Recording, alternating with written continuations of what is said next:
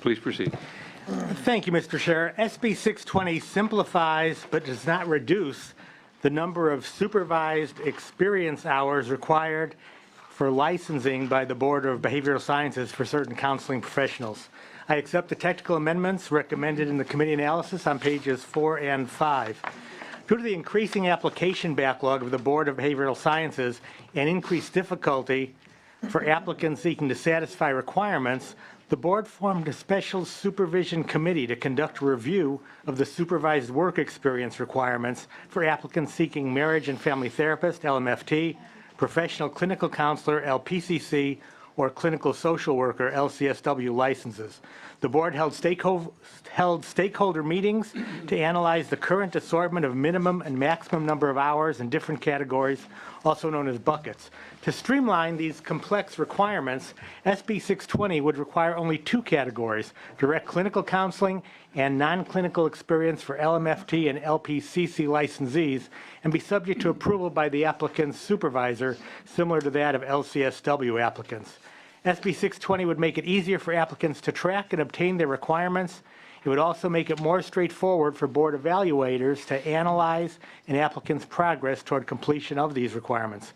SB 620 still requires 3,000 hours of supervised experience. No change there. Under the new proposal, a total of 1,750 hours must consist of direct counseling with individuals, groups, couples, or families, and the remaining 1,250 hours may be non-clinical experience, consisting of direct supervisor contact, writing clinical reports, or attending workshops or conferences. For consistency, SB 620 also allows clinical social worker applicants to apply direct supervisor contact, workshops, seminars, training, and conferences toward their experience hours. Lastly, SB 620 provides a grace period until 2020 where applicants can apply under this simplified process or under the current requirements. SB 620 will reduce application processing delays at the Board of Behavioral Sciences and simplify the requirements for applicants to ensure that our trained counseling professionals can be licensed quickly and start working. This bill is sponsored by the Board of Behavioral Sciences and supported by the American Association for Marriage and Family Therapy, California Division, the California Association for Licensed Professional Clinical Counselors, and the National Association of Social Workers. There is no known opposition to this bill. Here with me to testify in support and answer any questions you have are Kim Madsen and Roseanne Helms from the Board of Behavioral Sciences. Very good. Thank you. Thank you. Welcome. Well, thank you. Good afternoon, Mr. Chair and members. I'm Kim Madsen, Executive Officer for the Board of Behavioral Sciences. We want to thank Senator Block for being our author for this bill to streamline the licensing process, and we respectfully ask for your aye vote. Very good. Thank you. Other witnesses in support? Mr. Chairman and members, Tim Shannon, representing the California Association of Marriage and Family Therapists. We also want to thank the author and the board for sponsoring this. The present state of the law for licensing marriage and family therapists can only charitably be described as Byzantine. This will clarify it and really make the licensing process a lot smoother. Thank you. Thank you, Mr. Shannon. We don't want Byzantine in California. Thank you. Other witnesses in support? Any witnesses in opposition? Seeing none, thank you. We'll bring it back. Questions, comments from the members? We have a motion from Senator Jackson to move the bill as amended to appropriations. Would you like to close, Mr. Block? Urge your aye vote. Thank you very much, Senator. Please call the roll. Hill? Aye. Hill, aye. Bates? Aye. Bates, aye. Berryhill? Block? Aye. Block, aye. Galgiani? Aye. Galgiani, aye. Hernandez? Aye. Hernandez, aye. Jackson? Aye. Jackson, aye. Mendoza? Aye. Mendoza, aye. Wachowski? Aye. Wachowski, aye. 8. That bill has 8 votes. We'll hold the roll open for absent members. And thank you, Senator Block. We'll now move to item number 4, SB 538. Mr. Chair, with your indulgence, SB 538 has recently been amended, and a couple members of the committee have told me they haven't had time with their staff to digest the amendments yet. So I would request on the author's motion with the chair's agreement that we put this bill over until the next meeting. Very good. I'm certainly happy to do that. Be happy to work with you on those amendments. Thank you, Mr. Chair. Thank you, Senator Block. This will be at the next meeting next Monday then. Thank you. We'll move now to item number 8, SB 671, Hill.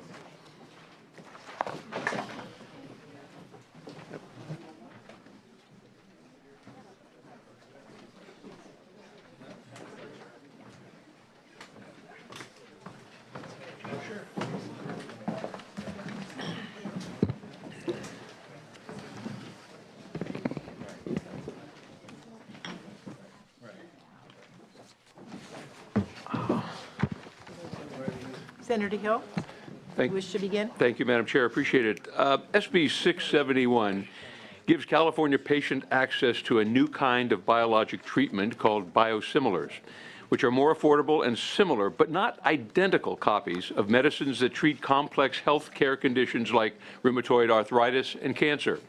An update to California's pharmacy practice law is needed to allow automatic substitution of biosimilar medicines as the FDA determines they are interchangeable with their brand name counterpart. Some of you will recall that I introduced this bill in 2013, and after 6 committees and 3 floor votes, it received near unanimous support with only 4 members opposing it.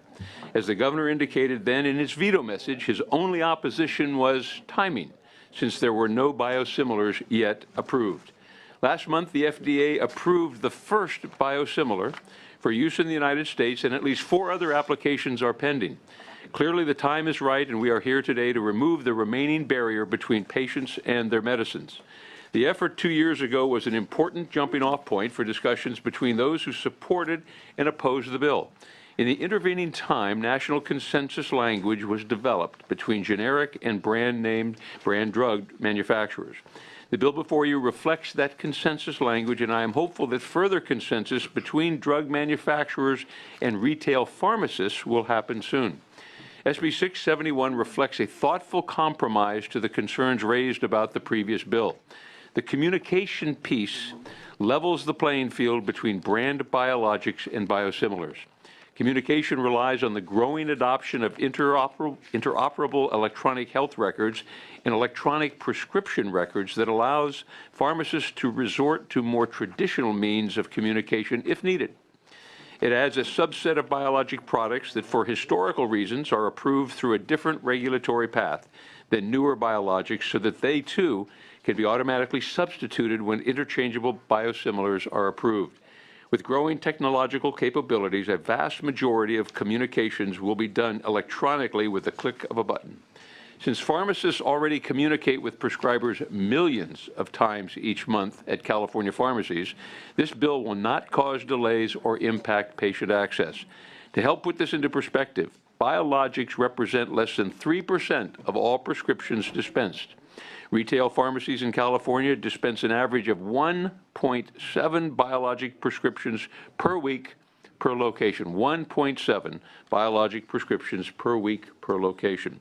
What is clear is that biosimilar medicines are on the market, and if there's no legislation allowing automatic substitution by pharmacists, doctors will have to specifically prescribe that biosimilar medicine instead of the biologic, likely reducing the number of biosimilars used. Under my bill, a person could walk into a pharmacy and the pharmacist could automatically substitute their prescription for a biologic with an interchangeable biosimilar. The person would pay their copay for the drug, go home, and administer the drug. SB 671 mirrors California's patient protections for generic pill substitution and adds a provision that requires a pharmacist within a reasonable amount of time after the substitution is made to enter information about the biologic product dispensed into an interoperable patient record system or record system accessible to the prescriber. If that cannot be done, the pharmacy will be required to communicate information about the dispensed product to the patient's prescriber. I'm hopeful that the debate this year is no longer about whether a seriously ill patient and their doctor should have access to information about the specific drug that was dispensed. On this, we can and must all agree. We're going to hear arguments from the opposition about communication being a burden or unnecessary, or that this is premature. It's difficult to believe it's a burden when retail chains themselves state publicly that they make millions of communications per month in California. How can 8 more communications a month with the click of a button actually be a burden?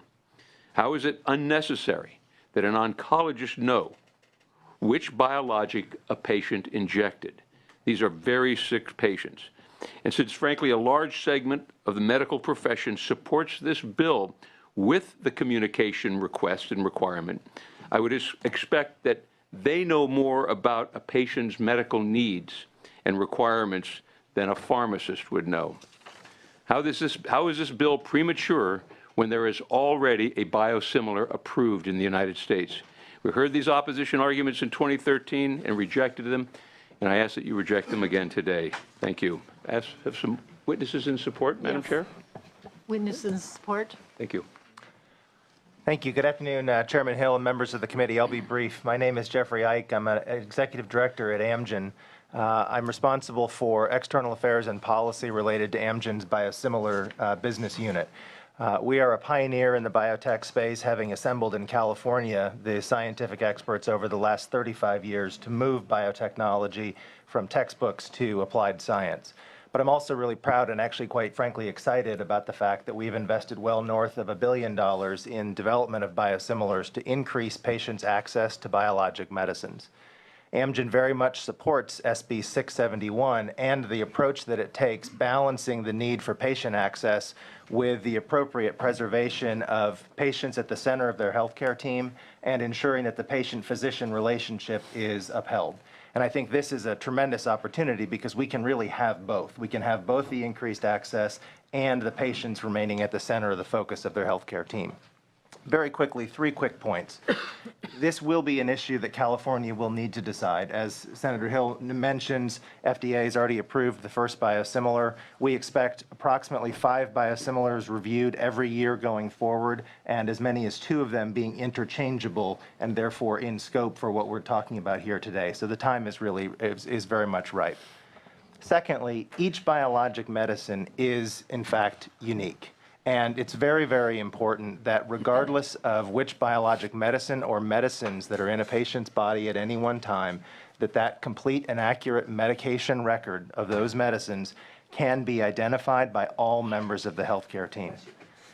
I think one of the things that's most important to know about this legislation is that it enables the manufacturers to remain independently accountable to the patients we serve for the quality of our medicines.